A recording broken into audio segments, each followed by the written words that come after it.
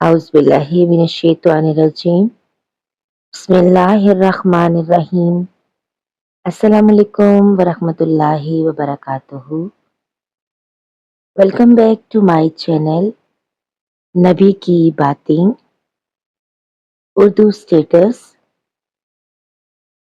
अल्हम्दुलिल्लाह हमने सीरतुन नबी सल्लल्लाहु अलैहि वसल्लम के 35 अब्वाब पढ़ लिए हैं। आज की वीडियो में हम सीरतुन नबी का बाब नंबर 36 पढ़ेंगे, जिसका उन्वान है मजाक उड़ाने वाले। तो शुरू करते हैं आज की वीडियो। जवाब में हजरत हबाब बिन अरत ने फरमाया, अल्लाह की कसम मैं मोहम्मद सल्लल्लाहु अलैहि वसल्लम का दीन नहीं छोड़ सकता। इसी तरह इन मजाक उड़ाने वालों में से एक असवद बिन बगोस भी था। ये हजूर सल्लल्लाहु अलैहि वसल्लम का मामूजाद था। जब भी मुसलमानों को देखता तो अपने साथियों से कहता, देखो तुम्हारे सामने रुए जमीन के वो बादशाह आ रहे हैं जो कसरा और कैसर के वारिस बनने वाले हैं। ये बात वो इसलिए कहता था क्योंकि सहाबा रज़ी अल्लाह ताला अन्हुम में से अक्सर के लिबास फटे पुराने होते थे। वो मुफलिस और नादार थे और आप सल्लल्लाहु अलैहि वसल्लम ये पेशगोई फरमा चुके थे कि मुझे ईरान और रूम की सल्तनतों की कुंजियां दी गई हैं। असवद आप सल्लल्लाहु अलैहि वसल्लम से ये भी कहा करता था, मोहम्मद आज तुमने आसमानों की बातें नहीं सुनाई। आज आसमान की क्या खबरें हैं। ये और उसके साथी जब आप सल्लल्लाहु अलैहि वसल्लम और आप सल्लल्लाहु अलैहि वसल्लम के सहाबा को देखते तो सीटियां बजाते थे, आंखें मटकाते थे। इसी किस्म का एक आदमी नजर बिन हारिस था। ये भी आप सल्लल्लाहु अलैहि वसल्लम का मजाक उड़ाने वालों में शामिल था। उनमें से अक्सर लोग हिजरत से पहले ही मुख्तलिफ आफतों और बलाओं में गिरफ्तार होकर हलाक हुए। इन मजाक उड़ाने वालों में से एक हजरत खालिद बिन वलीद रजी अल्लाह ताला अन्हो का बाप वलीद बिन मुगीरा भी था। ये अबू जहल का चचा था। कुरैश के दौलतमंद लोगों में उसका शुमार होता था। हज के ज़माने में तमाम हाजियों को खाना खिलाता था, किसी को चूल्हा नहीं जलाने देता था। लोग उसकी बहुत तारीफ करते थे, उसके कसीदे पढ़ते थे, उसके बहुत से बागात थे। एक बाग तो ऐसा था जिसमें तमाम साल फल लगता था, लेकिन उसने आप सल्लल्लाहु अलैहि वसल्लम को इस कदर तकालीफ पहुंचाई कि आप सल्लल्लाहु अलैहि वसल्लम ने उसके लिए बद्दुआ फरमा दी। उसके बाद उसका तमाम माल खत्म हो गया, बागात तबाह हो गए। फिर हज के दिनों में कोई उसका नाम लेने वाला भी ना रहा। एक रोज जिब्राइल अलैहिस्सलाम आप सल्लल्लाहु अलैहि वसल्लम के पास तशरीफ लाए। उस वक्त आप सल्लल्लाहु अलैहि वसल्लम बैतुल्लाह का तवाफ कर रहे थे। जिब्राइल अलैहिस्सलाम ने आप सल्लल्लाहु अलैहि वसल्लम से आकर अर्ज किया, मुझे हुक्म दिया गया है कि मैं आप सल्लल्लाहु अलैहि वसल्लम को मजाक उड़ाने वालों से निजात दिलाऊं। ऐसे में वलीद बिन मुगीरा उधर से गुजरा। जिब्राइल अलैहिस्सलाम ने आप सल्लल्लाहु अलैहि वसल्लम से पूछा, आप सल्लल्लाहु अलैहि वसल्लम उसे कैसा समझते हैं? आप सल्लल्लाहु अलैहि वसल्लम ने फरमाया, अल्लाह ताला का बुरा बंदा है। ये सुनकर जिब्राइल अलैहिस्सलाम ने वलीद की पंडली की तरफ इशारा किया और बोले, मैंने इसे अंजाम तक पहुंचा दिया। फिर आस बिन वाइल सामने से गुजरा तो जिब्राइल अलैहिस्सलाम ने पूछा, इसे आप सल्लल्लाहु अलैहि वसल्लम कैसा आदमी पाते हैं? आप सल्लल्लाहु अलैहि वसल्लम ने फरमाया, ये भी एक बुरा बंदा है। हजरत जिब्राइल अलैहिस्सलाम ने उसके पैर की तरफ इशारा किया और फिर बोले, میں نے اسے انجام تک پہنچا دیا ہے۔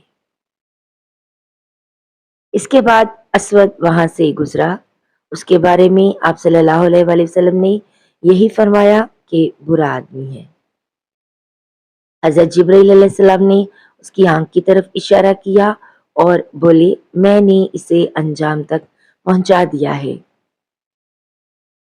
پھر حارث بن اطلاع کا گزر ہوا۔ حضرت جبرائیل علیہ السلام نے اس کے پیٹ کی طرف اشارہ کر کے کہا میں نے اسے انجام تک پہنچا دیا ہے۔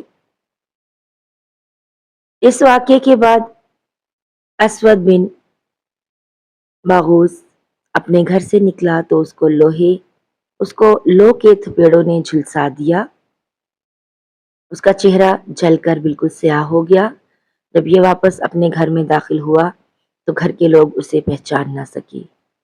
انہوں نے اسے گھر سے نکال دیا اور دروازے بند کر دیے۔ اس کے ساتھ ہی یہ زبردست پیاس میں مبتلا ہو گیا، مسلسل پانی پیتا رہتا تھا، یہاں تک کہ اس کا پیٹ پھٹ گیا۔